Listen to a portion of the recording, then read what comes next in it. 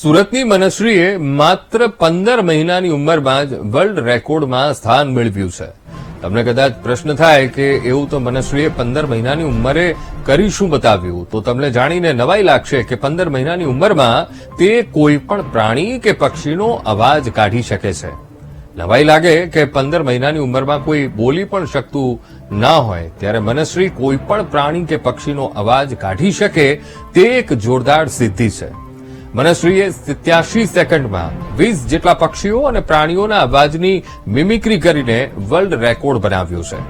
અવાજ એ સાવ નાની દીકરી કેવી રીતે કાઢી શકે છે તેવો પ્રશ્ન પૂછતા બાળકીની માતા જાનકી રાવલે જણાવ્યું હતું કે અમે જે સોસાયટીમાં રહીએ છીએ ત્યાં અનેક પક્ષીઓ અને પ્રાણીઓ આવતા હોય છે, તો જ્યારે મનશ્રી સવારે ઉઠે ત્યારે તેની દાદી તેને બાલ્કનીમાં લઈ જઈ આ બધું જ બતાવે.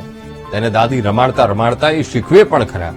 ધીરે ધીરે બનવા એવું લાગ્યું કે એને પ્રાણીનું નામ બોલતા ના આવડે, પણ એ તેના અવાજ કાઢીને જણાવતી.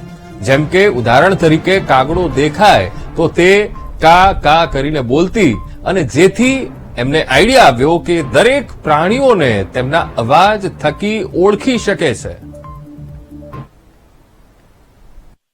પછી પીકોક, પછી પીજન, પછી રેટ કેવું બોલે, પછી શીપ, પછી સ્નેક, પછી સ્પેરો, પછી ટાઈગર, પછી વુલ્ફ. Very good. ક્લેપ કરો. નામ પણ બોલે છે. આ રેકોર્ડ 2 મહિના પહેલાનો છે, ત્યારે ફક્ત અવાજ કાઢતી હતી. હવે એ નામ પણ બોલે છે. પણ એક અમને એક જે ચેલેન્જ એ થઈ કે આપણે જયારે ઇન્ટરનેશનલ લેવલે રેકોર્ડ અપ્લાય કરીએ ત્યારે આપણી માતૃભાષામાં આપણે જે એને અવાજો શીખવાડ્યા હોય તેને એ લોકો કન્સિડર નહીં કરે. જેમ કે આપણે પણ નાનપણથી શીખ્યા કે મંકી બોલે હુપ હુપ, તો અમે પણ એને એવું જ શીખવાડ્યું. પણ જયારે અમે ત્યાં અપ્લાય કર્યું તો ત્યારે એ લોકોએ કીધું કે નહીં, એકચ્યુઅલી મંકીનો હુપ હુપ સાઉન્ડ નથી, એ તો આપણે આપણા કન્વિનિયન્સ પ્રમાણે એને બાળકોને શીખવાડીએ છીએ.